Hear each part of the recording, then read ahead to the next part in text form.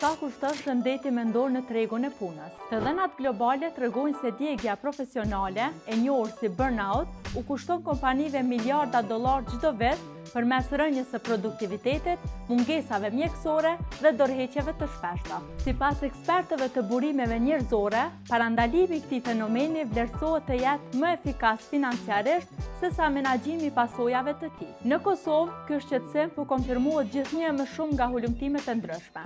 Të dhënat e raportit global të Gallup tregojnë se rreth 32% e punonjësve në Kosovë deklarojnë se përjetojnë stres të lartë ditor në ambientin e tyre të punës. Po ashtu, një studim i realizuar nga Oda e mjekëve të Kosovës doli me rezultate alarmante, ku rreth 1/3 e personelit shëndetësor shfaqi nivele të larta të djegjes profesionale për shkak të mbingarkesës. Për të adresuar këto rreziqe psikosociale, praktika e ofrimit të mbështetjes psikologjike ka filluar të aplikohet në disa organizata në vend.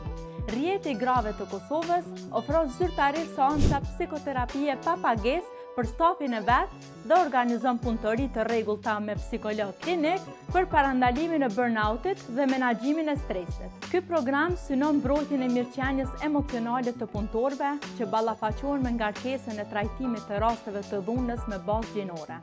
Sipas hulumtimeve mbi ambientin e punës, integrimi i këtyre shërbimeve ndihmon në zbutjen e stigmës, duke u mundësuar punëtorëve të kërkojnë ndihmë pa u ndier të paragjykuar për performancën apo pozicionin e tyre zyrtar.